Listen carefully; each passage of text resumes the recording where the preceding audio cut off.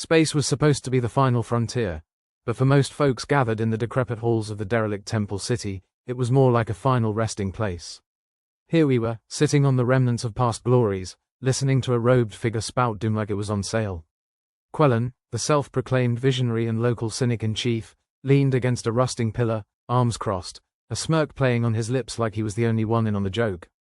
He looked more like a half-baked lunatic than a savior, but then again, who among us didn't? Hear ye, he drawled, loud enough to cut through the muttering masses. For today, we gather to hear the most optimistic prophecy this side of a black hole. Our terraforming efforts are destined to fail miserably. A few snickers ran through the crowd. Gallows humor was the only currency left here, and it flew faster than a hyperdrive-fueled rumor. The prophet, a gaunt figure who looked like he hadn't seen a square meal or a good joke in years, wasn't amused. His eyes glared from the shadows of his hood. Laugh while you can. The end is nigh, and the void shall consume us all. Well, isn't that just peachy? Quellen muttered under his breath. You'd think after centuries of ranting, they'd come up with a new script.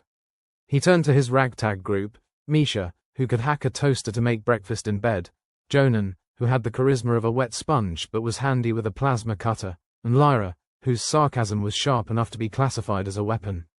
They were the best, or maybe just the least worst, humanity had to offer. All right, team, Quellen said, tapping his temple with a mock theatricality. It's time to defy destiny. Lyra rolled her eyes so hard you could almost hear them clinking. Sure, Quell, let's just unlock some ancient tech, and while we're at it, maybe find a planet with a decent climate and a working coffee machine. Why does it always have to be ancient tech? Jonan grumbled, fixing his gaze on a particularly stubborn bolt on his plasma cutter. Can't we ever find something, I don't know, modern? Because modern tech needs maintenance, and we can't even maintain a garden shed, Misha replied, tapping her datapad. I mean, we're the kind of people who made a religion out of a vending machine. Quellen clapped his hands, the sound echoing through the cavernous, broken space. Focus, people. Somewhere in this city is a key. A way to turn this rock into a paradise, or at least something less hellish. Misha squinted at her screen, fingers dancing like they were auditioning for a reality dance show. Sensors still show a massive energy signature buried deep. Could be what we're looking for. Or it could be another broken toaster. Either way, it beats listening to Prophecy Boy over there, Jonan said, packing up his tools with the enthusiasm of a man condemned to eternal tedium. As the group moved away from the crowd, Quellen paused, taking in the sight of the temple city one last time. Once, it had been a marvel, a testament. No, scratch that. The place was a dump. An ancient dump, sure, but a dump nonetheless. You sure about this, Quell? Lyra asked, voice softer than usual. It's a hell of a gamble. Quellen chuckled, the sound as dry as Martian soil. Lyra, darling, when the universe gives you a loaded dice, you roll with it. They wound their way through crumbling corridors, the walls etched with the stories of a civilization that clearly didn't plan for long-term tenants. Dust settled like decades-old resentment, and the air was thick with the smell of rust and regret. You know what I love about derelict temples? Jonan asked, kicking a loose stone. Nothing. Absolutely nothing. Good thing you're not here for the ambience then, Misha shot back, eyes still glued to her screen. They reached what used to be a grand hall, now a grand mess. Statues loomed, their expressions as grim as the day their sculptor abandoned them. In the center, an altar stood, worn but somehow imposing, as if daring them to make the first move. This is it, Misha announced, more to herself than anyone else. The energy spike is strongest here. Well, if it's a trap, at least we'll die doing something original, Lyra quipped, circling the altar with cautious curiosity. Quellen stepped forward, running his fingers along the surface. It felt cold, almost alive. All right, time to see if we can make the universe eat its words. Jonan frowned. How are we supposed to activate it? With the power of positive thinking, Quellen said, drawing a series of snorts from his companions. Or, pressing the right button.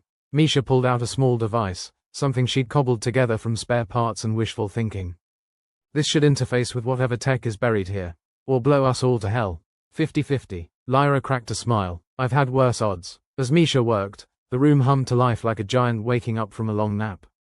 Lights flickered uncertainly, casting long shadows that danced with the promise of something more than survival. Quellen watched, feeling the stirrings of hope. Or was it heartburn? He said aloud, if this works, I might just start believing in miracles. Lyra patted him on the back. Let's not get ahead of ourselves. With a final beep, the device clicked into place. The altar groaned, and the floor beneath them shifted, revealing a spiral staircase leading into the unknown. Jonan peered down the darkened abyss. Why is it always stairs? Can't ancient civilizations invent elevators? Guess they thought exercise was a better legacy, Quellen replied, starting the descent. All right, team. Time to see if we've hit the jackpot or the junkyard. Their footsteps echoed in the silence, each step carrying them deeper into the bowels of history, or whatever passed for it in this forgotten corner of the universe. As they reached the bottom, a vast chamber unfolded before them, walls lined with dormant machines that whispered of untapped potential. Everything was old, grimy, and just a tad ominous. In short, it felt like home. Quellen couldn't help but grin. Ladies and gentlemen, welcome to the future of humanity. Misha scanned the room, her eyes alight with the thrill of discovery. If we can just figure out how to turn all this on. Jonan ran a hand over a nearby console, leaving a trail in the dust. I've seen cleaner crime scenes. It's not about clean, it's about potential, Quellen said, rubbing his hands together like a kid in a candy store. This is our ticket, folks.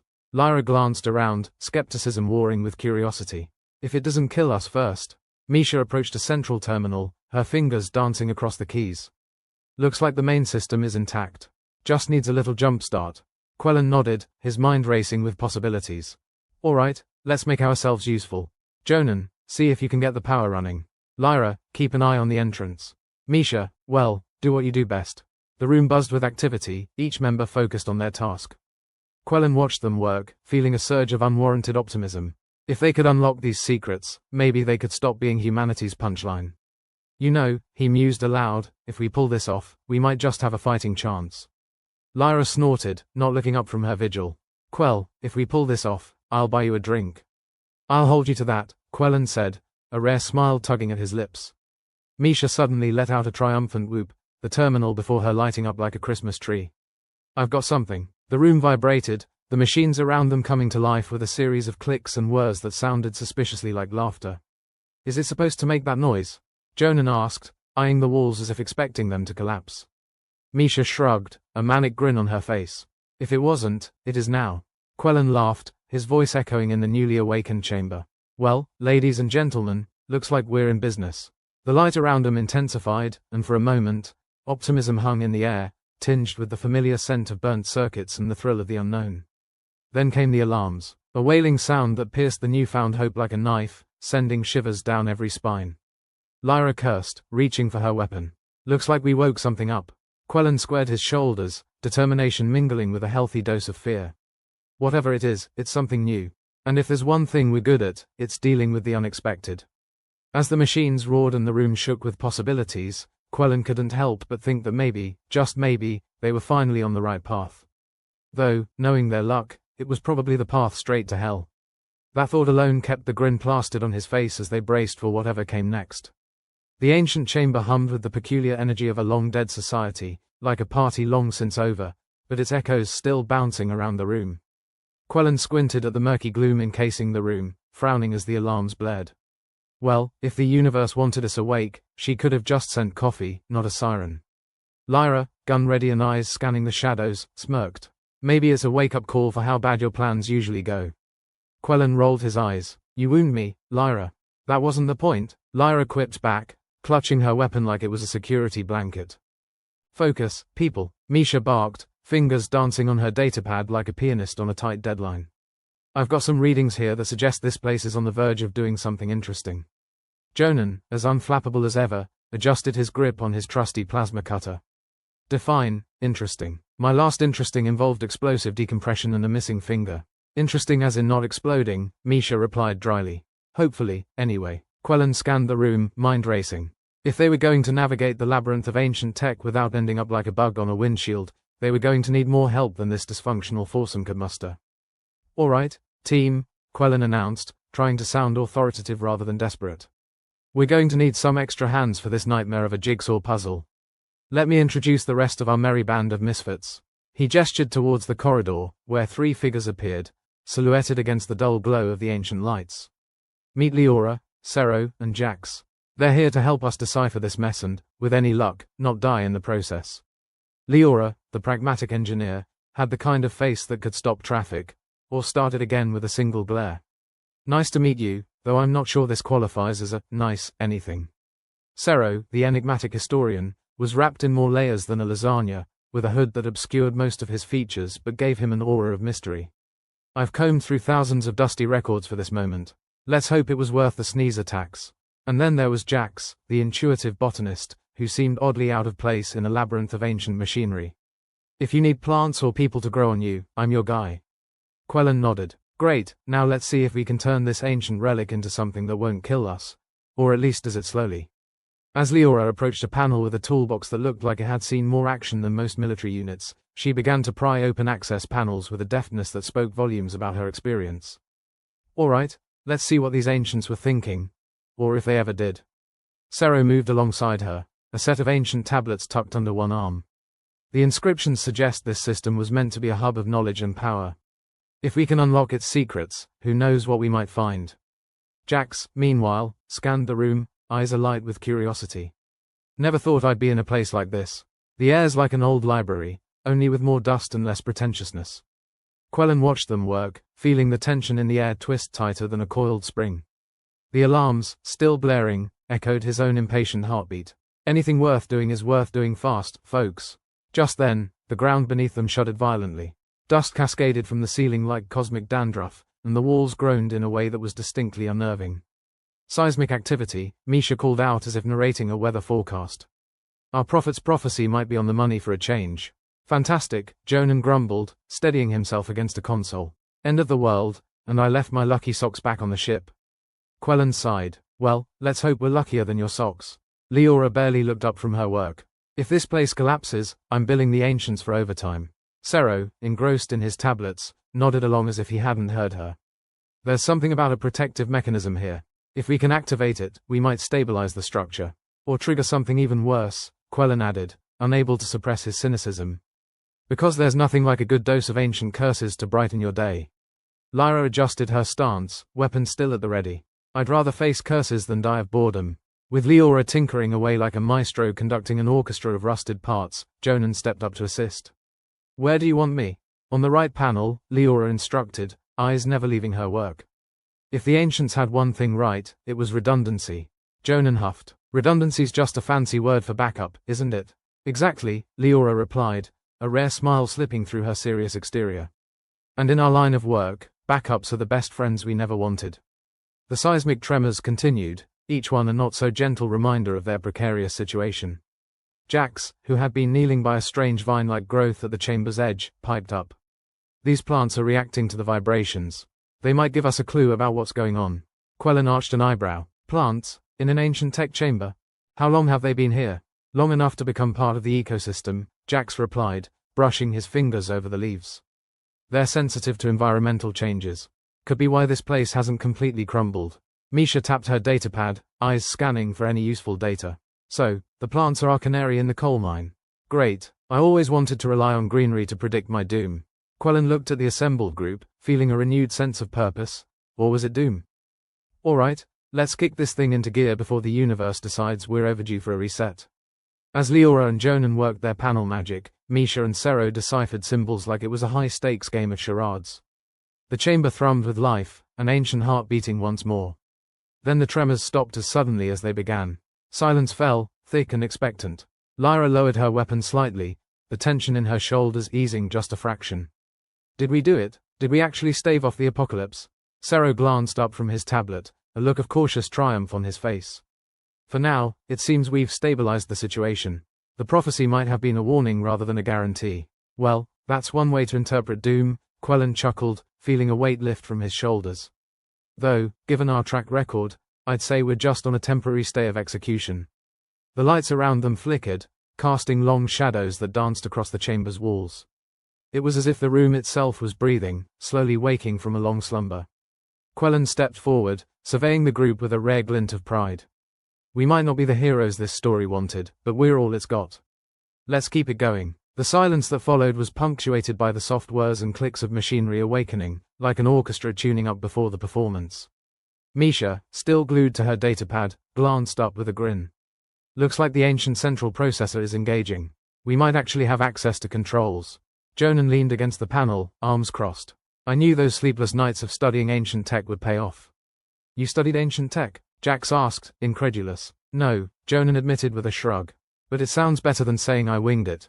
Quellen laughed, feeling the camaraderie of the group strengthen. Alright, let's see what tricks this place has up its sleeve. As the team continued their work, the chamber gradually revealed its secrets, the glow of ancient panels reflecting in their eyes. It was an improbable alliance of the pragmatic and the visionary, the curious and the cautious. The chamber, once dormant, now thrummed with life and possibility. But beneath it all simmered the ever-present threat of destruction, an angry god waiting for the right moment to strike.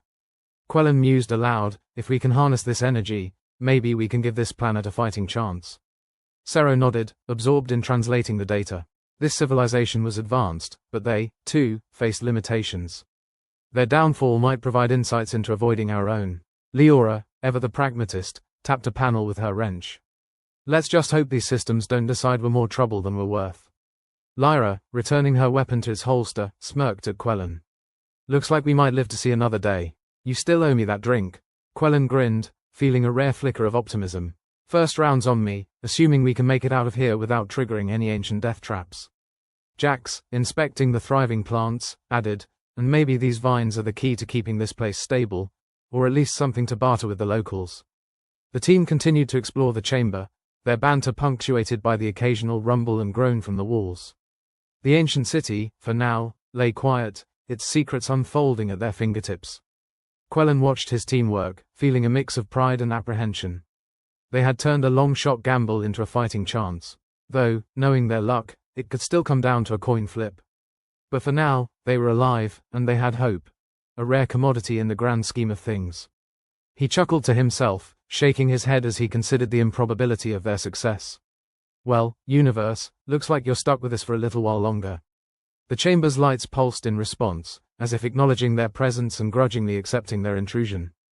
Quellen took it as a sign that they were on the right track, or at least not entirely off it. All right, team, he said, clapping his hands together. Let's wrap this up and see what else we can find. It's a big universe out there, and we've got the rest of our lives to explore it. As they delved deeper into the chamber's mysteries, the alarms, though no longer blaring, left a lingering sense of urgency in their wake. Quellen knew better than to trust a temporary reprieve. The universe wasn't done with them yet, and they'd be damned if they let it have the last laugh. The discovery that the Temple City was some sort of cosmic safety net against terraforming failure was like finding out your long-lost uncle left you a fortune in his will, only to realize later that the fortune was in ancient, rusted bottle caps. Quellen squinted at the schematics projected by Misha's datapad, trying to wrap his head around the complex designs. So, this whole place was supposed to stop the planet from turning into a glorified dirt clod. Pretty much, Misha said, not lifting her gaze from the screen. The ancients seemed to have been a bit more proactive than your average doomsday prepper. Brilliant, Lyra muttered, her voice dripping with sarcasm. All this advanced tech, and they still couldn't outsmart their own hubris. Prophet, always the cheerful pessimist, leaned in. A failsafe against our inevitable demise. How quaint. Sero, who had been deciphering the inscriptions with the solemnity of a funeral director at a particularly rowdy wake, added, the ancients clearly believed their technology could hold back planetary decay. They just underestimated the universe's penchant for chaos. Seems like a running theme, Quellen mused. So, what's missing? Leora, who was knee-deep in the guts of the console, extracted herself with a sigh. Critical components. They're either broken, stolen, or never existed in the first place. Take your pick. So, like every other piece of tech we stumble across, Jonan said, tapping his plasma cutter like a well-worn security blanket. The good news is we won't die immediately, Misha chimed in, though her tone was more weather report than pep talk. The bad news is, without those components, this city is just a shiny coffin. Yeah, and I'm not in the market for real estate with a death clause, Jax grumbled, still poking around the ancient foliage. Better start looking for those missing pieces, then. Quellen surveyed his team, a ragtag bunch with more quirks than a malfunctioning android, and felt an odd sense of unity. Alright, let's split up and see what we can find. Keep an eye out for anything that looks like it might plug into this mess. Lyra cocked her head towards Quellen, a smirk playing on her lips. And if we find something that looks like it might explode, bring it anyway, Quellen replied, deadpan. Might be a quicker way out of this mess. As the team split off, the chamber loomed around them, a silent reminder of their monumental task. It was like being handed the universe's worst jigsaw puzzle, with half the pieces missing and the other half on fire. Quellen and Lyra wandered through the temple's dimly lit corridors, their footsteps echoing like whispers in a crypt. The air was thick with dust and expectations, neither of which were particularly reassuring. "You ever think we should have gone into something simpler?" Lyra asked, her voice breaking the silence. "Like intergalactic accounting? Only every day," Quellen replied, sidestepping a particularly suspicious-looking tile. "But then we'd miss out on the thrill of impending doom." Lyra chuckled, her laughter a brief spark in the gloom. "Yeah, can't beat the adrenaline rush of narrowly avoiding catastrophic death." They pushed open a door that groaned in protest, revealing a room filled with ancient machinery and consoles flickering like a disco night gone wrong. It hummed with a low, insistent energy, promising hope but more likely despair. "Looks promising," Quellen said, eyeing the equipment warily. "Or, like a death trap." "Probably both," Lyra agreed, moving to inspect the consoles. As they worked, the sound of distant voices filtered through the corridors, the city's anxious population becoming restless. The Temple City was more than ancient tech, it was a living organism, its inhabitants as much a part of it as the crumbling walls and failed systems. "Sounds like the locals are getting antsy," Lyra observed, glancing towards the source of the noise. Quellen grimaced. "They'll get more than antsy if we don't fix this place. Last thing we need is a mob scene." "Then we better find those components fast," Lyra said, her tone shifting from sarcastic to serious. "Otherwise, this city's going down in flames, and we'll be the first to burn." Quellen nodded, feeling the weight of their task settle like lead in his gut. "Let's get to it, then." Meanwhile, in another part of the temple, Sero and Misha were knee-deep in a tangle of wires and circuits. Sero, ever the historian, was trying to make sense of a complex array of symbols while Misha worked her magic on the tangled mess of electronics. "So, any luck with your ancient Sudoku puzzle?" Misha asked, not looking up from her work. Sero sighed, a sound that spoke volumes of frustration. "I've got a theory, but it's as solid as a politician's promise." "That bad, huh?" Misha quipped, poking at a stubborn circuit board. "Let's just say I'm about as confident as a snowball in hell," Sero replied, scribbling notes faster than a caffeine-fueled accountant during tax season. "Well, let me know if you crack it. Meanwhile, I'm going to try not to fry us all." Misha gave the mess of wires a look that could only be described as skeptically hopeful. The sound of footsteps interrupted their banter as Jonan joined them, his expression as stoic as ever. "Find anything useful?" "Just a bunch of ancient gibberish and broken tech," Misha replied, gesturing to the chaos around them. "You?" "The usual," Jonan shrugged. "Meaning nothing." "Fantastic," Sero said dryly. "We're doomed." "Wouldn't be an adventure if we weren't," Jonan replied with a smirk. Back in the main chamber, Leora was locked in a battle of wills with a particularly stubborn console. Her tools scattered around her like the aftermath of a tech tornado. "Stupid ancient tech," she muttered, her fingers dancing over the controls. Why couldn't they just label things properly?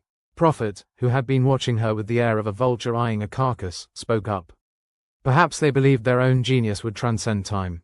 Or maybe they just enjoyed screwing with people, Leora shot back, not missing a beat.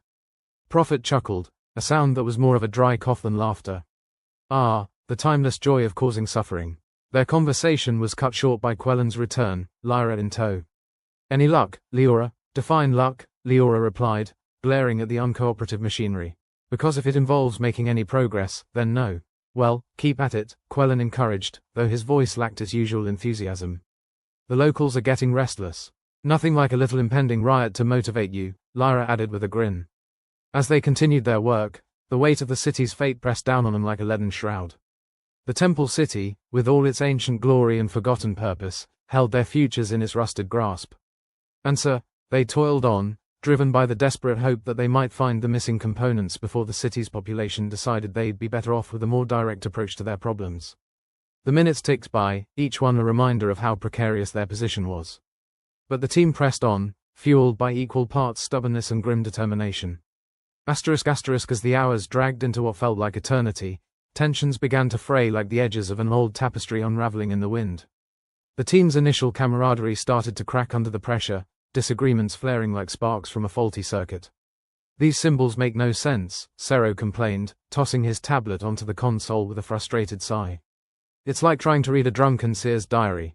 Misha, more focused on the electronics than ancient runes, retorted, "Maybe if you spent less time brooding and more time translating, we'd get somewhere."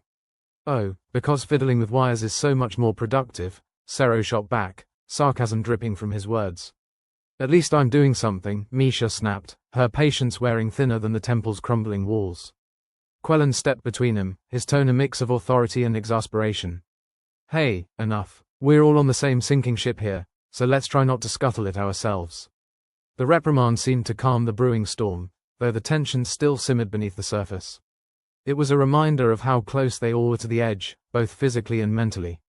As the team continued their desperate search, the external pressure from the city's inhabitants grew more intense, their voices a constant reminder of the stakes. The delicate balance between hope and despair swayed with each passing moment, threatening to tip at any moment. And in the midst of it all, the temple city stood silent, its ancient secrets hidden behind layers of dust and time. It was a race against the inevitable, a battle against forces both seen and unseen.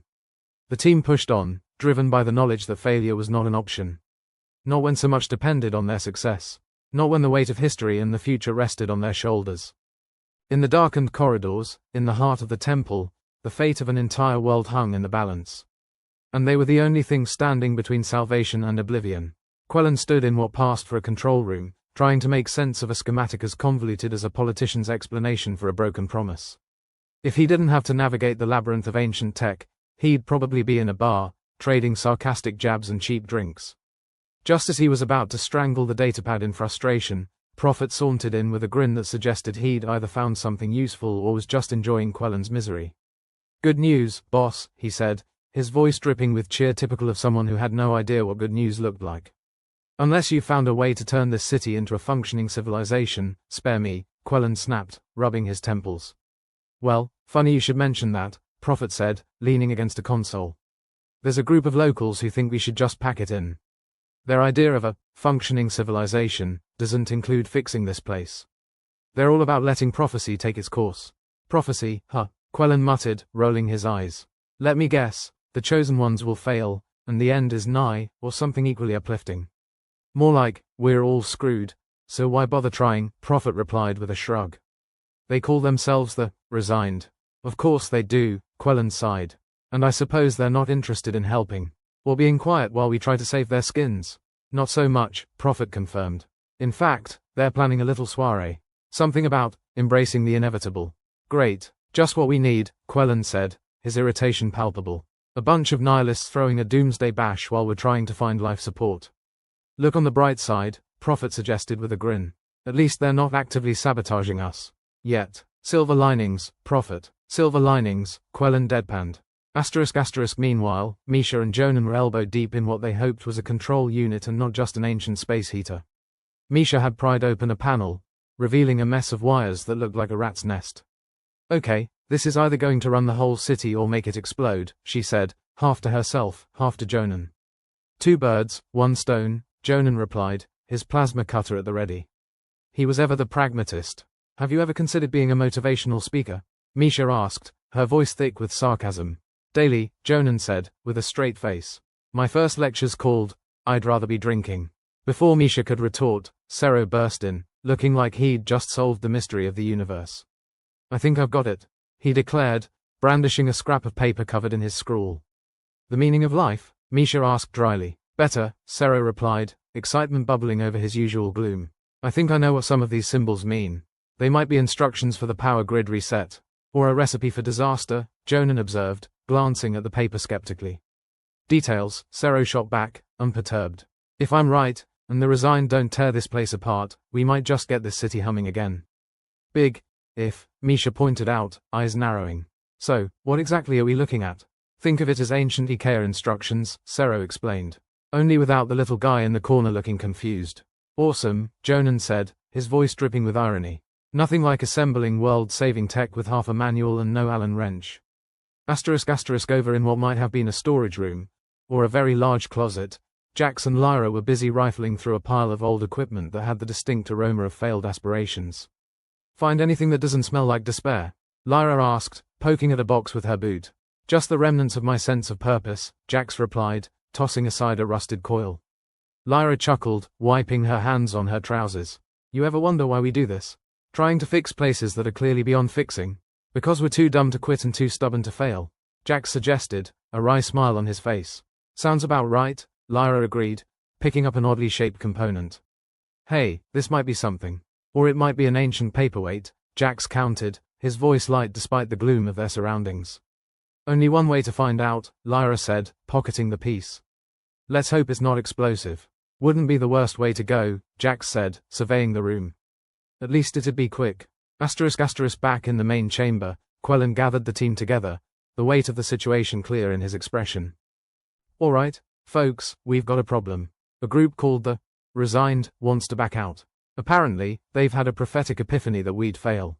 And these geniuses have survived how long? Misha asked, her tone skeptical. Long enough to make trouble, Quellen replied. We need to get this place running before they convince the rest of the city to join their little apocalypse club. Great, Leora sighed, crossing her arms. Not only are we battling ancient tech, we're also up against a bunch of nihilists. Welcome to the party, Prophet said, his voice cheerful as ever. We have despair, futility, and an open bar. Let's focus, Jonan interrupted, ever the practical one. Sero thinks he has a lead on the power grid. Misha, can you wire it up? If it doesn't involve advanced pyrotechnics, sure, Misha replied, eyeing the schematic warily. Then let's do it, Quellen said, determination in his voice. Before the Resigned make resigning look too attractive. The team broke apart, each heading to their assigned tasks. As they worked, the air grew tense with urgency, the echoes of their efforts reverberating through the ancient halls. The minutes passed like hours as Misha and Sero worked together, their movements synchronized like a dance of desperation. Misha connected wires with precision, guided by Sero's deciphered instructions, while Jonan stood by, plasma cutter in hand, ready to intervene should things go sideways. You ever feel like we're just patching up a sinking ship? Misha asked as she soldered a connection. Every day, Sero replied, consulting his notes. But sometimes that's enough to keep it afloat. Is this the part where you tell me not to give up hope? Misha asked, a hint of challenge in her voice. Hope's for optimists, Sero said with a smirk. I'm just suggesting we delay despair a little longer. Great pep talk, Jonan interjected, his eyes scanning the room for any signs of imminent disaster. Hey, if it works, Sero said, shrugging. Together, they attached the last component, holding their breath as Misha flipped the switch. The room flickered with light, and for a moment, it seemed as if they had succeeded. But then the lights sputtered, teetering on the edge of collapse. Well, that was anticlimactic, Misha said, her voice laced with irritation. What did you expect, fireworks? Jonan replied, his voice dry as desert sand. No, but a little less doom would be nice, Misha retorted, checking the connections again. Keep at it, Quellen called from across the room. We don't have the luxury of time.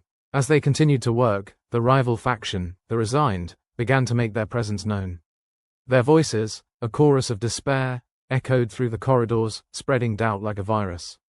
Quellen watched as the Resigned gathered in the central courtyard, their leader, a wiry man with a voice like gravel, urging others to abandon the efforts.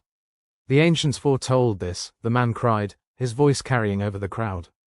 We cannot alter fate. Fantastic, Lyra muttered beside Quellen. A doomsday preacher in a city on the brink. We need to shut this down, Quellen said, his eyes narrowing. And how do you propose we do that? Lyra asked, skepticism in her voice. With charm and wit, Quellen replied, his tone dripping with irony. That always works, Lyra said, rolling her eyes. Together, they approached the gathering, Quellen stepping forward to address the crowd. Listen up, he called, his voice firm. I know things seem bleak, but giving up isn't going to solve anything. And what do you propose? The Resigned leader challenged, crossing his arms. Blind optimism? No, Quellen replied, meeting the man's gaze head-on.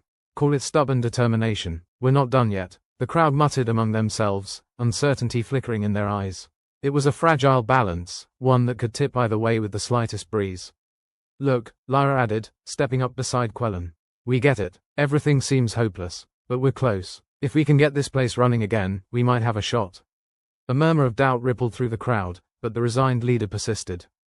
And if you fail? Quellen shrugged, a wry smile on his face. Then at least we went down swinging. Is that enough? Someone shouted from the crowd.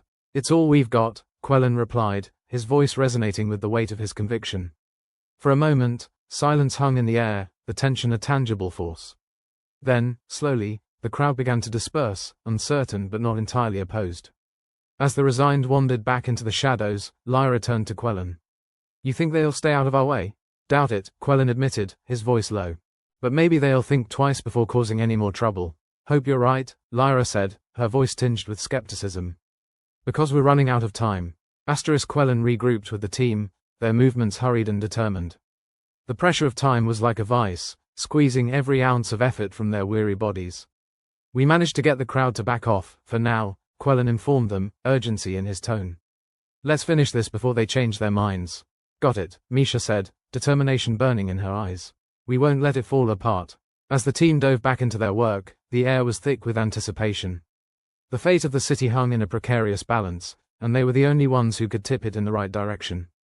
The ancient chamber around them hummed with potential, a silent witness to their struggle. And as they continued to fight against the odds, one thing was clear. They wouldn't give up without a fight. In the end, it wasn't about prophecy or fate. It was about choice, and they were determined to choose survival, no matter the cost. The city was a monument to the failure of optimism, a testament that when things went wrong, they usually did it with flair. And as if on cue, the sky turned an ominous shade that was definitely not on the color wheel of good omens. Quellen hadn't even managed a full sip of his coffee substitute, something that tasted more like disappointment in liquid form, when the alarm blared. It sounded like someone was strangling a very angry duck. Everyone dropped what they were doing, which wasn't much to begin with because, let's face it, motivating action in a doomed city was like trying to get a cat to fetch. What now? Misha groaned, slamming her tools down with the grace of a toddler throwing a tantrum. As if answering her question, the ground shook with the subtlety of an annoyed toddler kicking a tin can. Jax, who had been poking through remnants of ancient foliage in search of something useful or at least less dead than his hopes, stumbled back. Whoa there, Mother Nature's throwing a hissy fit. Sandstorm, Lyra said, peering out at the swirling mess outside through a crack in the dilapidated wall. Could be worse. Yeah, Jonan added, could be raining acid. Give it 5 minutes, Prophet chimed in, annoyingly chipper. Quellen sighed, pinching the bridge of his nose as if that might somehow summon competence. All right, folks. We need to lock down and protect what little progress we've made. Progress? Didn't know we were keeping track of our failures like that, Sero remarked, flipping a switch that didn't need flipping. Hey, don't sell us short, Jax said, we've got plenty more failures to come. The group moved with a determined lack of enthusiasm, securing the chamber against the oncoming storm. Misha tasked herself with getting a tarp over the control panels, muttering about the joys of early retirement and a universe that hated her. The storm hit with the ferocity of a caffeinated squirrel, sand pelting the walls with a relentless fury. The city's intercom crackled to life, spitting static and a few garbled words that might have been a warning, or just someone accidentally sitting on the broadcast button. Just another day in paradise, Jonan mumbled, his voice nearly drowned out by the howling wind. The sandstorm turned the world outside into a swirling, suffocating nightmare, cutting off communication with the rest of the city. Not that the city was whispering sweet nothings to them before. Looks like we're on our own, Quellen said, more to himself than anyone else. So, business as usual. Great, more quality time with each other, Lyra said, leaning against the wall. The group huddled in their not-so-cozy alcove, the storm's fury a constant reminder of their precarious situation. The pounding sand was a lullaby for insomniacs, ensuring no one got any sleep, not that anyone was in the mood for a nap. Hey, Misha, Sero called, trying to lighten the mood with a forced grin. Didn't you say you missed the beach? Not this much, Misha shot back, giving him the kind of look that could curdle milk. The hours dragged on, each second ticking by with the grace of a constipated snail. They traded stories, jokes, and insults, anything to keep the looming despair at bay. Dark humor was a favored tool among them, as sharp as their wits, and just as necessary. You know, I always wanted a tan, Jax said, stretching his arms. But this wasn't what I had in mind. Think of it as exfoliation, Lyra replied, casually brushing sand from her hair. The storm eventually passed, as all things do, leaving behind a city buried in regret and sand. The air outside was still, the kind of stillness that made you think twice about breathing. Every step crunched, the sound echoing hollowly through the ruined streets. Quellen led the way, cautiously optimistic yet fully prepared for everything to go spectacularly wrong. The city looked like it had been dragged through a desert backwards, which wasn't far from the truth. Well, that was fun, Misha said, surveying the damage with a critical eye. Now what? We dig out, Quellen replied, already working to clear the entrance. The rest joined in, their movements efficient if resigned. The storm had left its mark, but it hadn't broken them. Mostly because they were too stubborn to let it. Hey, I think I found something, Sero called, holding up a piece of metal that had been unearthed by the storm. It looked like it belonged to a time when things actually worked. What is it? Quellen asked, inspecting the find with cautious hope. Could be a part of the original power grid system, Sero said, a hint of excitement in his voice. Or a very fancy paperweight. Knowing our luck, it's both, Jonan quipped. Quellen turned the piece over in his hands, his mind racing. If this was part of the original system, they might just have a shot at getting things running again. It was a long shot, but better than the no shot they'd been working with before. All right, let's see if we can't make something out of this, he said, his voice carrying a spark of renewed determination. Why not? Lyra said, shrugging. We've got nothing better to do. Except survive, Prophet added with his trademark cheer. The group set to work once more, their energy fueled by the tantalizing possibility of success. The storm had brought them low, but it had also given them a gift. Or a curse, depending on how you chose to look at it. Remember, Sero said, connecting the new component with surprising finesse. If it starts to hum, it's working. If it starts to smoke, it's probably going to explode. Great, Misha said, rolling her eyes. Sounds like my last relationship. Despite the odds, or perhaps because of them, they worked with a newfound vigor. The city might be crumbling, but their resolve was as solid as ever. Each connection, each wire, brought them closer to something that resembled hope. Think this'll actually work? Jax asked, casting a wary glance at the tangled mess of wires. It better, Quellen replied, not bothering to sugarcoat the truth. Or we're back to square one. Square one wasn't so bad, Lyra said. You know, before the sandstorm and all. Yeah, just a ticking clock to oblivion, Jonan chimed in, his voice as dry as the desert outside.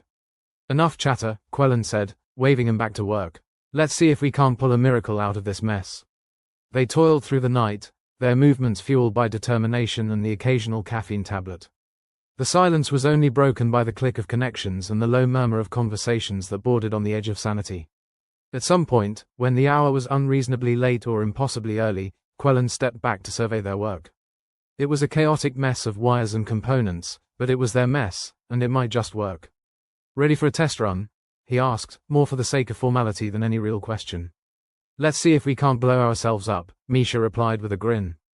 Quellen nodded, flipping the switch with a mixture of dread and anticipation.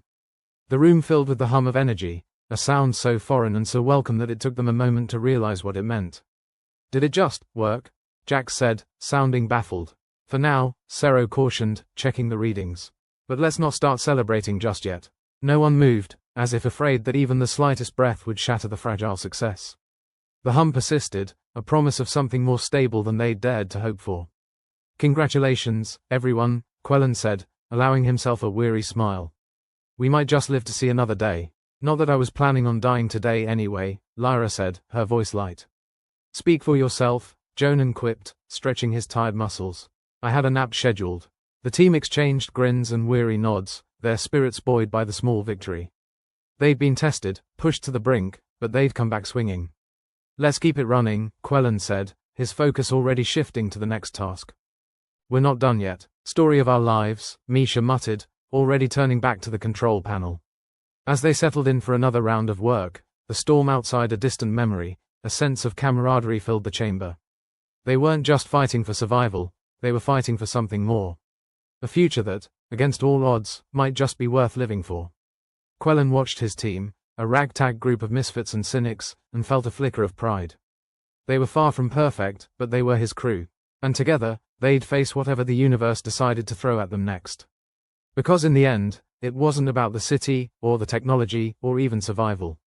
It was about choosing to fight, to resist, and to hope for something better, even when everything seemed lost. And as the city's systems hummed to life around them, Quellen allowed himself to believe, just for a moment, that they might actually make it. The aftermath of the storm left the once chaotic city eerily silent. Sand piled up like the universe's most inconvenient beach party favor, but the team pressed on. Quellen, the reluctant captain of this ragtag band of misfits, noticed a peculiar feature among the newly revealed remnants of the city. What once seemed like just another half-buried ruin was actually an entrance to a hidden chamber. Looks like the sandstorm did us a favor for once, Quellen said, dusting off the entrance. His voice dripped with irony, as if he didn't quite believe in favors or coincidence. Sero, ever the pessimist, chimed in. Or it's a trap. You know how the universe loves screwing with us. Only one way to find out, Lyra said, ducking through the opening as if she had a death wish, or maybe just a severe lack of patience. Inside, the chamber was surprisingly well preserved, or maybe just well hidden enough that the elements hadn't gotten their grubby hands on it. The air felt different, a touch of antiquity mixed with the promise of secrets untold. Jonan, ever the voice of reason or sarcasm depending on the hour, peered over Lyra's shoulder. What's the over-under on this room being filled with killer robots? Better odds than winning the lottery, Prophet chimed in. But hey, one can dream. The room was dominated by an elaborate control console, its panels flickering to life in a dance of lights as if welcoming them into its long-forgotten embrace. Misha approached it with skepticism, and a healthy dose of fear that it might spontaneously combust. I'm not touching that, she declared. Last time I pushed a button, we lost power for a week. Quellen moved to the console, brushing aside Misha's caution with the kind of confidence reserved for either fools or heroes. We didn't come all this way to worry about buttons, he said, tapping a display. A holographic map materialized above the console, projecting a detailed schematic of the city. It highlighted various locations, each marked with symbols that suggested hidden components. Well, I'll be damned, Jax murmured, squinting at the map. It's like a treasure map, but for nerds. Finally, some good news, Quellen said, scanning the projections. If we play this right, we can actually find what we need to fix this mess. And if we play it wrong? Sero asked, his voice a mix of skepticism and survival instinct. Then we die in a spectacularly ironic fashion, Prophet replied with a grin. Like always, before they could explore the chamber further, a distant rumbling interrupted their discovery. It was a sound they recognized all too well. The rival faction, the Resigned, were making their presence known. Looks like we've attracted some unwanted attention, Lyra said, her hand drifting towards a weapon she kept hidden somewhere on her person. Where exactly had always been a mystery. Of course, Misha muttered. Why let us have one good thing without a challenge? The Resigned, true to their philosophy, approached with a kind of lethargic aggression, as if they couldn't decide whether to attack or just wait for fate to do the job for them. Their leader, a wiry man with a perpetually bored expression, sauntered forward.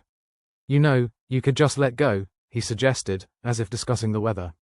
Let go? Quellen scoffed. And miss all this fun?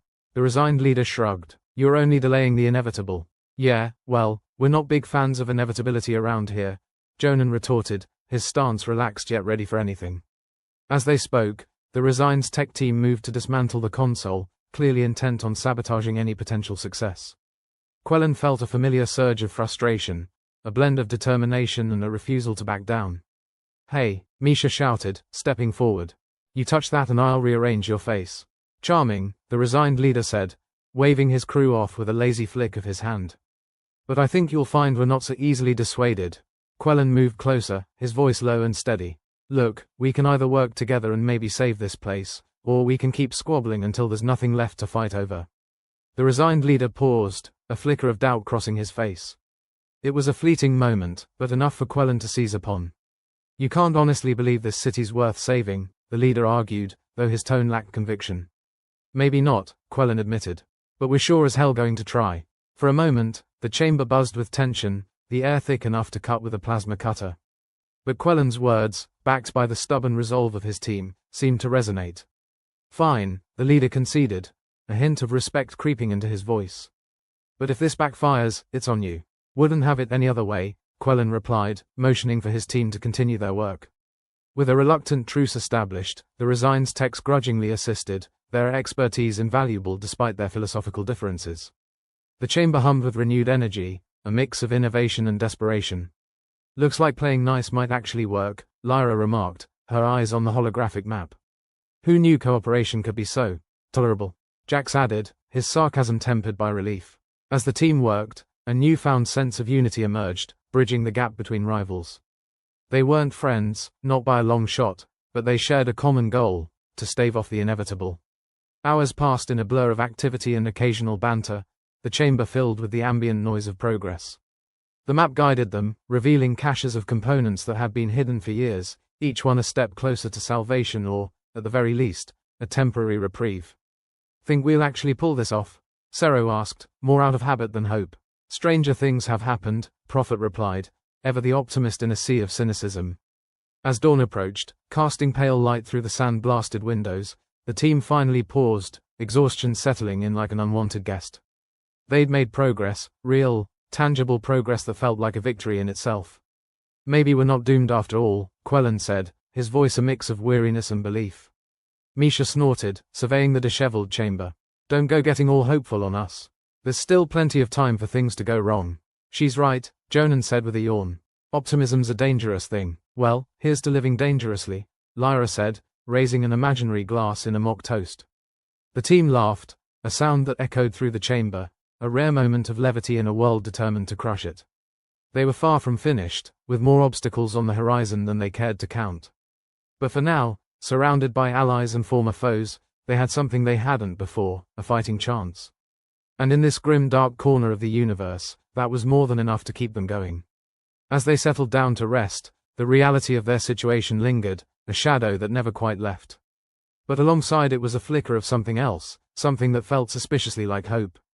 Quellen allowed himself a moment to reflect, watching his crew, his team, forge a path through the chaos. They were flawed, irreverent, and stubborn as hell, but they were his. And maybe, just maybe, that would be enough to change the tide. Because if there was one thing they'd learned, it was that sometimes, the universe underestimated the power of a determined group of misfits. As the city slumbered, its systems humming with newfound life, Quellen closed his eyes, the promise of another day lingering in the silence. The fight was far from over, but for the first time in a long time, it felt like one worth having. In the end, they weren't just fighting for survival, they were fighting for each other.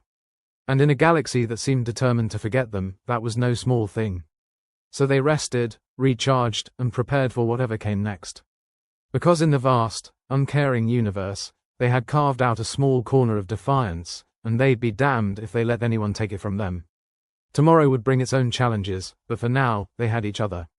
And that was enough to keep the darkness at bay, at least for one more night. The city, this dusty relic of human hubris, seemed to stare back at Quellen and his crew with the kind of indifference they had come to expect from the universe. It was as if the city was saying, "Good luck, you fools," as they scrambled to bring it back from the brink. Quellen stood in the control room, staring at the mess of holographic projections that seemed to mock him with their complexity. The schematic was as convoluted as a bureaucrat's lunch order, impossible to decipher and utterly pointless if you asked him. But what did he know? He was just the captain. "All right, let's see if we can't squeeze some hope out of this rock," he muttered, scanning the projections for anything remotely resembling a fail-safe switch. "Misha, how's that console looking?" Misha, who had been poking at the console with all the enthusiasm of someone defusing a bomb, shrugged. "About as friendly as a rabid space ferret. But I think I've found something that might help." "That's the spirit," Jonan chimed in, leaning against a pile of debris with an air of cultivated indifference. "If we can't make this work, at least we'll go out in style." "Your optimism is inspiring," Sero added, his voice dripping with sarcasm. "Remind me to never plan a vacation with you." Lyra paced back and forth, her impatience practically a tangible force. "Can we just get on with it? Every second we waste is another second closer to, well, you know." Boom. "Not a fan of the dramatic pause, are we?" Prophet asked, raising an eyebrow with expert-level nonchalance. All right, Quellen said, holding up a hand. "Let's focus. Misha, what did you find?" "It's some kind of environmental stabilization protocol," Misha explained, pointing to the glowing symbols that danced across the console's surface. "If we can activate it, we might be able to stabilize the atmosphere, at least temporarily." "Great," Lyra said, snapping her fingers. "What's the catch?" "There's always a catch," Jax added, emerging from the shadows like a character from a bad noir film. "Nothing's ever that easy." "The catch," Misha said, with the resigned tone of someone who had expected to be asked, "is that we need access to the main power grid, which is located in the central hub of the city." "Of course it is," Jonan sighed. "Right in the spot where the resigned probably planted their 'I told you so' banners." Quellen rubbed the back of his neck, thinking. "All right, we need a plan. Jax, you're good at sneaking around. Think you can get us past the defenses?" Jax gave a wry smile. "Sneaking's one of my favorite pastimes, right up there with not getting shot." "Prophet, you're with Jax. See if you can sweet-talk any of the resigned into letting their guard down," Quellen said. Prophet nodded. "My charm is well documented. Sero, you and Misha work on figuring out how to reroute power from the auxiliary systems," Quellen continued. "Jonan, you and I will try to keep things running here." "Sounds like a plan," Jonan said, clapping his hands together. "A terrible, terrible plan." They split up, each heading off to their respective tasks with varying degrees of enthusiasm. As Quellen watched them go, he couldn't help but feel a twinge of pride. Somehow, against all odds, they'd become a team. A dysfunctional, squabbling, and outrageously cynical team, but a team nonetheless. The city around them was silent, save for the occasional creak of settling metal or the distant howl of the wind. It was a silence that seemed to stretch on forever, a reminder of the stakes they faced. As Quellen and Jonan worked to keep the console from having a meltdown, Jonan shot him a sidelong glance. "You think we can actually pull this off?" Quellen hesitated, then shrugged. Honestly, I have no idea, but if we're going to go down, I'd rather we do it fighting. Jonan grinned. Spoken like a true idiot. Wouldn't have it any other way, Quellen replied, returning his attention to the console. Meanwhile, in the heart of the city, Jax and Prophet moved like shadows, slipping past the Resigned's half-hearted patrols with practiced ease. The central hub loomed ahead, a fortress of technology and forgotten dreams. Think they're really as resigned as they claim? Jax whispered, peering around a corner. Prophet shrugged. Hard to say. People love giving up in theory. In practice, it's a lot harder to swallow. They reached the entrance to the power grid, where a pair of resigned guards lounged with the kind of slack-jawed disinterest that suggested they couldn't care less if the world ended on their watch. Prophet approached them with a casual wave. Hey there, friends. Mind if we pop in for a quick look-see? One of the guards, a burly man with half the brains of a space slug, squinted at them. Why, we're here to save the day, Prophet said, all sincerity and charm. Save it for what? The guard asked, clearly confused. Jax stepped forward, his voice low and conspiratorial. Look, we're just here to make sure the city's systems don't implode. You help us out, and you won't have to worry about the big bosses noticing your little nap here. The guards exchanged a look, then shrugged and stepped aside. Fine, but make it quick. Jax and Prophet slipped inside, their hearts pounding with the thrill of near success. The power grid was a chaotic mess of wires and circuits, the kind of place that would give an electrician nightmares. Back at the control room, Misha and Sero were knee-deep in a mess of cables, arguing over which wire did what. It was a conversation that had all the hallmarks of a dysfunctional marriage, complete with bickering and mutual exasperation. Are you sure this is the right one? Sero asked, holding up a frayed wire with all the enthusiasm of someone holding a live snake. Positive, Misha replied, though her voice wavered. Positive like last time positive, or actual positive? Sero pressed. Just connect it, Sero, Misha snapped. Sero sighed and did as he was told, half expecting the whole thing to explode in his face. But nothing happened, save for a faint hum as the systems began to reroute power. Well, I'll be damned, Sero muttered. It worked. Of course it did, Misha said, a triumphant grin spreading across her face. I know what I'm doing. Most of the time, Sero added, earning a glare from Misha. Meanwhile, Jax and Prophet had reached the main circuit panel, and they set to work with the kind of reckless abandon that only came from a lifetime of last-minute heroics. You really think this is going to save us? Jax asked, flipping switches with the kind of gusto normally reserved for lottery winners. Prophet shrugged. It can't hurt, right? Famous last words, Jax muttered. As the power grid roared to life, the city itself seemed to awaken, systems humming with renewed energy. The flickering lights steadied, the air grew less oppressive, and for a moment, it seemed as though they'd actually done it.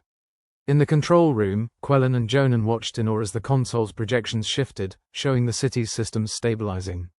It was a sight that filled Quellen with a sense of triumph he hadn't felt in years. Looks like we did it, Jonan said, his voice tinged with disbelief. Yeah, Quellen replied, blinking as if to make sure he wasn't dreaming. Yeah, we did. But before they could celebrate, a familiar voice echoed from the doorway. It was the leader of the Resigned, his expression torn between disbelief and grudging respect. You actually managed to pull it off, he said, shaking his head. Quellen turned to face him, arms crossed. Told you we weren't big fans of inevitability. The Resigned leader chuckled, a sound that was almost friendly. Maybe you were right. Maybe this city is worth saving after all. Well, don't go getting all hopeful on us, Jonan said with a smirk. We've still got plenty of ways this could all go horribly wrong. The leader nodded, his expression thoughtful. Still, it's a start. The two groups stood together, united in their shared victory, and for a brief moment, the bitterness and animosity faded. They were just people, doing their best to defy a universe that seemed determined to grind them down. As the first light of dawn crept over the horizon, the city began to heal. Slowly, haltingly, but surely, it was starting to come back to life. It was a victory, however small, and it was one they had earned. Quellen surveyed his team, his expression one of quiet satisfaction. They were flawed, irreverent, and stubborn as hell, but they'd done the impossible. They'd turned the tide. Guess that's a wrap, Lyra said, a note of disbelief in her voice. Don't jinx it, Misha warned, though her smile was infectious. Here's to living dangerously, Quellen said, raising an imaginary glass once more. They laughed, a sound that carried across the city, a celebration of hope, victory, and defiance in the face of overwhelming odds. And for the first time in a long time, it felt like they'd found a place to belong. So they stood together, on the cusp of a new day, ready to face whatever the universe threw at them next. Because in the end, They weren't just fighting for survival, they were fighting for each other. And that was a battle they were determined to win. As the last sparks of defiance fizzled into the dawn, Quellan stood atop the temple city's highest viewpoint, a rusting metal balcony that probably had a fancy name when it was first built. Now it was just another piece of junk holding up the skies. From here, the whole city sprawled out beneath him, a tapestry of past failures and, surprisingly, present successes. Well, semi-successes. Let's not get carried away.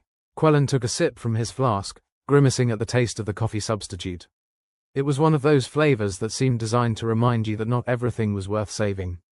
Ah, liquid despair, he muttered to no one in particular, though the wind did an excellent job of pretending to care. The city had started coming back to life since they'd managed to reroute the power.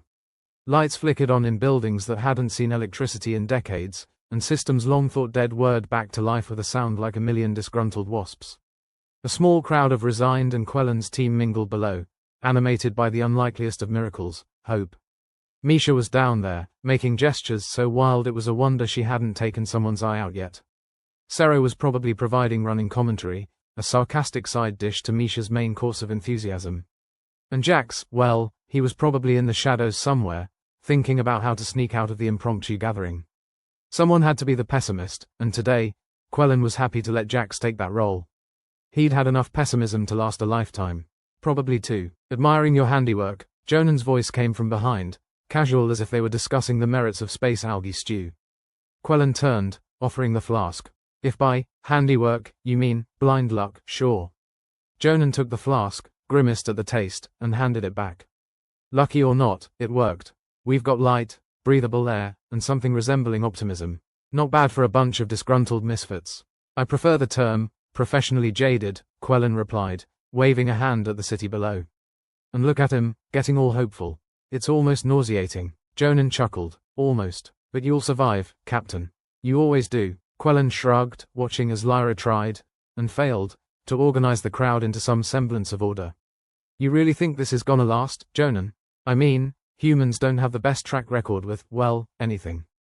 Maybe not. But sometimes, just occasionally, they manage to surprise you, Jonan said, leaning against the railing. Besides, isn't that half the fun? Fun, that's one way to put it, Quellan said. He fiddled with the datapad, which, to his astonishment, hadn't self-destructed, yet. If the universe had a handbook, there'd be a whole chapter on the futility of getting attached to your work. Jonan nodded, eyes scanning the city. The way I see it, the universe can shove it. We did good. Yeah, Quellan admitted, allowing himself a moment of quiet pride. Yeah, we did. Down below, the Resigned leader, call him Resigned One, because who needed real names these days, was giving a speech, the kind that involved lots of hand-waving and dramatic pauses. It was probably about embracing change or unity or some other lofty nonsense. Quellan didn't have the energy for speeches. What he did have energy for, surprisingly, was the notion that maybe they had changed something. Maybe, just maybe, they'd done more than slap a band-aid on a bullet wound. What's he on about? Quellan asked, nodding towards Resigned One. The usual, Jonan replied with a smile. How you and your merry band of lunatics defied prophecy, blah blah, destiny, blah. You know the drill. Quellan snorted. I always wanted, defier of prophecy, on my resume. Right next to, professional chaos magnet. Which job market are you aiming for? Because I hear the demand is pretty low. Quellan chuckled, shaking his head. Let's just say I'm keeping my options open. The wind picked up, carrying snatches of Resigned One's speech. Something about a brighter future and the legacy of their ancestors. Quellan had to admit, it was catchy. If nothing else, they were good at marketing. You ever think about that kind of stuff? Jonan asked, nodding to the crowd. You know, legacies and whatnot. Quellan shrugged. I try not to. Too much pressure. But if we leave this place a little less of a dump than we found it, I'll sleep easier. Ambitious, Jonan said, smirking. But I like it. Besides, the future isn't set in stone, Quellan continued. More like wet cement. You can leave a mark if you're quick, but it's messy as hell. They stood in silence for a while, watching as the city slowly shook off the dust of the past. It was a good sight, even if Quellan had to squint to see it properly through his jaded lens. Finally, Prophet wandered over, looking far too pleased with himself for Quellan's liking. Speech is wrapping up. You two gonna make an appearance? Do we have to? Quellan asked, feigning reluctance. Prophet grinned. You're the heroes of the hour. It's either that or let Lyra take all the credit. Quellan sighed. Alright, but if anyone tries to give me a medal, I'm out of here. Deal, Prophet laughed. Though I hear the medals come with a free drink. Now you're talking, Jonan said, straightening up. Lead the way, Prophet. As they made their way down, Sero caught up with him, looking smug as ever. I hear we're being hailed as saviors or some such nonsense. Don't let it go to your head, Quellen warned. Next thing you know, we'll be expected to do this full time. Sero shuddered theatrically. Perish the thought. When they reached the gathering, Quellen realized they'd missed the end of the speech. The crowd was clapping, and Resigned One was gesturing for them to join him. Quellen gave a perfunctory wave, trying not to look too much like he'd rather be anywhere else. Lyra bounded over, practically vibrating with energy. You guys missed it. We're officially heroes now. Great, Quellen said dryly. Do we get capes? Just the gratitude of a grateful city, she replied, beaming. I suppose that'll have to do, Jonan said with a dramatic sigh. The mood was infectious, much like a highly contagious strain of optimism, and even Quellen found himself swept up in it. Maybe the city wasn't a lost cause after all. Maybe, against all odds, they'd managed to turn things around. He glanced around at his team, at the Resigned, at the city itself. It wasn't perfect. Far from it, but it was theirs. For now, that was enough. So, what's next? Sero asked, ever the pragmatist. First, we enjoy this, Quellen said, gesturing to the celebration around them. After that, who knows? There's a whole universe out there waiting to be messed with. I like the sound of that, Jax said, appearing from whatever shadow he'd been inhabiting. As long as it doesn't involve more speeches. Agreed, Quellen said. I think we've had enough destiny for one day. The sun was fully up now, casting a warm glow over the city. It was a new day, and for once, they weren't dreading what came next. Whatever the universe decided to throw their way, they'd be ready. Quellen took a deep breath, feeling lighter than he had in years. It wasn't peace, exactly, but it was close enough. Here's to tomorrow, he said, raising his flask in a mock toast. To tomorrow, the others echoed, some with laughter, others with solemnity. As they stood there, united by circumstance and choice, Quellen realized they weren't just surviving. They were living. It was a small victory, but in a world full of chaos and uncertainty, small victories were worth celebrating. And maybe, just maybe, this was the start of something better. They'd find out soon enough. Until then, they had each other, a city to rebuild, and a future to forge. Let's make it count, Quellen said softly, more to himself than to anyone else. And with that, they turned towards the future, ready to face whatever challenges lay ahead. Because in the end, what else was there to do but keep fighting?